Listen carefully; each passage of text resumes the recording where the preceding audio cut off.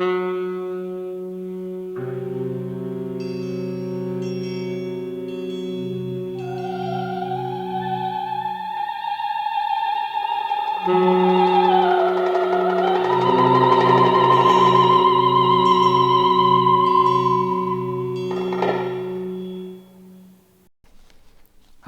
I'm Ryan Kretz. And I'm Owen Miller.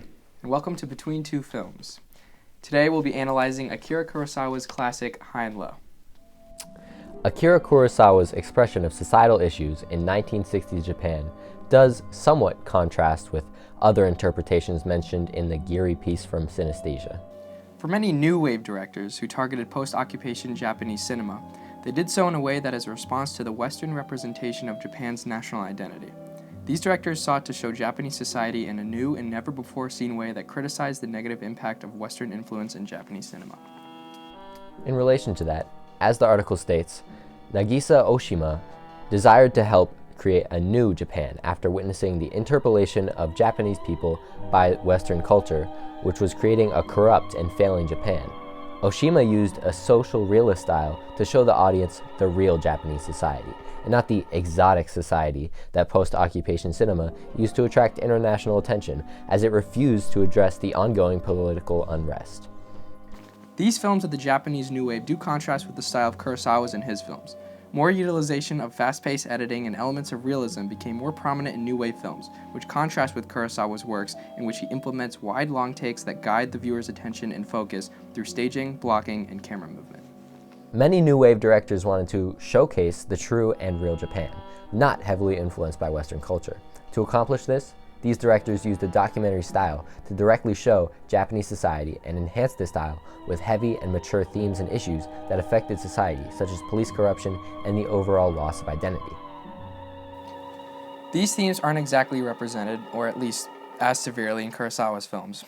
In High and Low, the police don't seem corrupt and are very helpful and supportive towards Gondo, and have their whole force stressing over this issue. However, this could be a subtle depiction of police corruption, as it suggests a theory that what if the police are working tirelessly over this case only because of Gondo's status and reputation? What if Gondo had nothing to do with the case and it just involved the chauffeur and his son? If so, would the police be as focused or concerned with the matter as much as they were with Gondo? Though the most apparent social issue recognized in High and Low is that of a class division.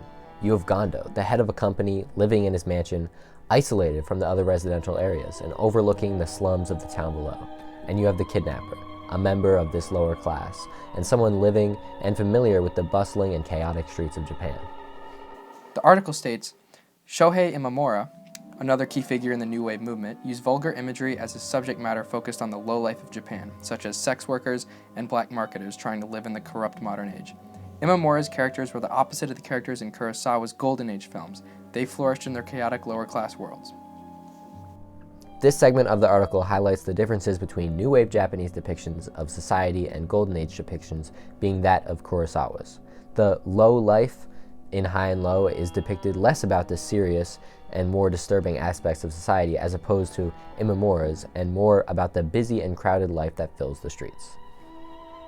The scene when the cops are tracking the kidnapper through the streets, we go through several different locations, including storefronts, alleyways, and the club, which shows the latter aspects of society. Additionally, when Boston and the other inspectors go to get information from various individuals, we see them at mostly commercial and business areas that are integrated within residential living areas, which makes the lower class living situation feel more packed, and the conditions feel more claustrophobic. Also, when Boston interviews these people such as the fish worker and such, he is wiping the sweat from his forehead, which other inspectors also do in a phone booth at another point. These moments, plus the moment when the kidnapper complains about the heat, adds to the fact that the lower class are living in uncomfortable conditions, as where Gondo lives, he has more space and isn't as hot. Another important theme to mention is the overall subject of humanity. I think the first time we see the division between classes at its thinnest is when Gondo is seen mowing the grass in the scorchingly hot sun, because this is something you don't usually see rich people do, because they have the ability and resources to hire somebody else to do it. However, at this point, I think what Gondo has gone through has made him rethink certain things, and this scene added some more humanity to him and brought him closer to being more humble. Another reason would also be he just needed to do something with physical effort to take his mind off the situation, sort of like a stress-relieving method of clearing his head. Overall, Between themes of class divisions, national identity, and depictions of lowlife among Japanese society, Golden Age directors such as the distinctively admired Akira Kurosawa and the innovative New Wave directors such as Nagisa Oshima and Shohei Imamura have collectively faced and addressed the involved Western influence that has interfered with... Owen? Owen?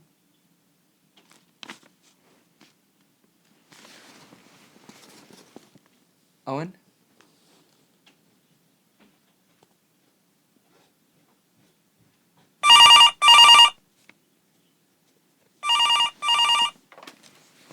Hello? Ryan speaking. I have Owen. You want to see him again? You must give me 30 million yen by noon tomorrow. Wait. What do I do? What's even the exchange rate on yen? Where were you? Just taking a break. Oh. Then...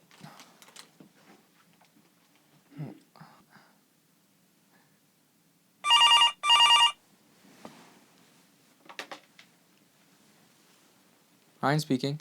It appears I have the wrong Owen, but the deal still stands. 30 million, or the blood is on your hands.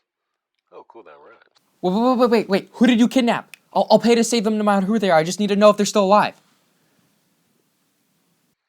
I'll put him on. Speak. Brian? Is that you? This is Owen. Owen Mino.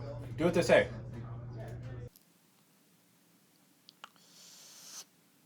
Owen Mimno?